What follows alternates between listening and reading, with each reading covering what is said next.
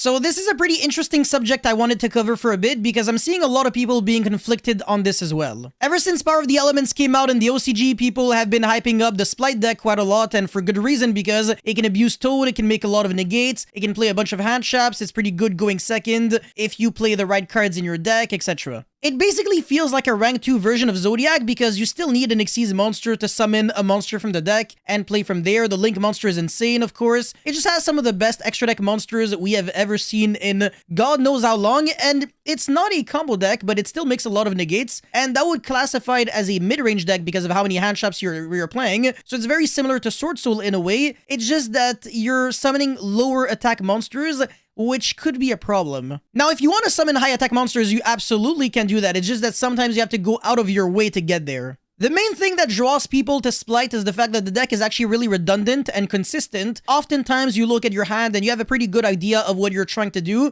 It's not really a combo deck where every single hand is completely different, like Tearlaments where you actually have to rely on your mills. So people consider it as the less luck-based version of Tearlaments, even though they shouldn't be compared whatsoever because they're not even in the same category of decks. And another cool thing about the deck is that it is the kind of deck that has an answer to just about everything, including Mystic Mine or indestructible gigantic tower monsters, for example. Let's just say your opponent is playing Adignister and summons the Link 6 Towers monster. You can out it very easily by just going Pixies, which is kind of like an honest for your monster, or go Cat Shark, double the attack of a gigantic Splight that was summoned with a Link monster underneath, and then your monster becomes 64, and you're stronger. So yeah, in other words, there definitely are some really nice arguments for playing the deck because of how good it is. However, there are also a bunch of non-neglectable drawbacks associated with this deck.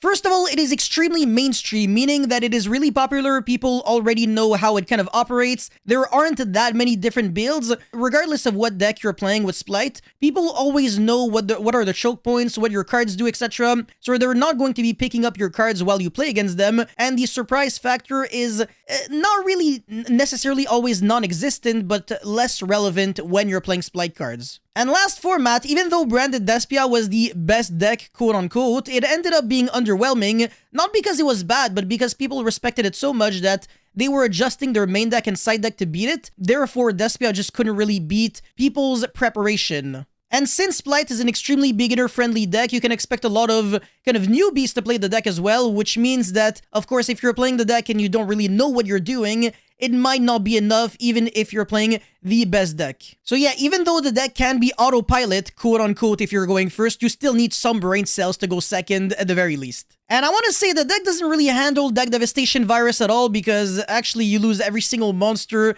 you control or in your hand, and every monster you're about to draw for the next 3 turns when you get hit by that card. I suppose it's not too bad against Anti-Spell Fragrance because you can still chain Emergency Teleport and Splight Starter to it, and it has some nice inherent outs to Winda in the form of Smashers, and obviously you can draw Imperm or Super Poly or Dark Ruler. Just be careful of what other people are trying to do against you if you want to utilize those cards. I say this because if you're playing, let's say, a board breaker version of the deck, maybe plays like Dark Ruler, Ultimate Slayer, etc. Yeah, sure, those cards are really cool, but they might actually end up making you play into that Anti-Spell Fragrance even more on game 2 and 3. And yeah, Splight's main competition is Tearlaments, which is no joke at all. It's the combo version of it in a way, and that deck just happens to be able to play Deck Dev, which is Splight's worst nightmare. And to make matters worse, Splight only really has one out to Mystic Mine, which is the Smashers, so if you have to use it early on, then you're not going to be able to out Mystic Mine later on. Oh, and Splight has a really high chance of getting destroyed at next ban list, and it'll definitely get power crept by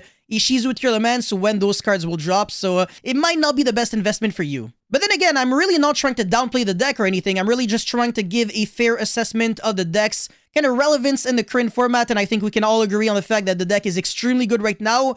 I just can't necessarily say for sure that the deck is the best deck. However, it is definitely the deck to beat, and the deck that you have to respect the most going into any tournament, because it will be the most played deck, that is for sure. However, I still want to believe that Tearlaments, any build definitely has the potential of being better because you can explore it a little bit more and you can kind of innovate on Tearlaments a little bit more, where Splight is a little bit locked under only being able to abuse level 2 or rank 2 or link 2 monsters. So the world isn't really much your oyster with Splight, unfortunately. That's pretty much all I had to say for this video. Let me know your thoughts about it in the comment section below. As always, don't forget to like and subscribe, and I'll see you guys very soon. Peace.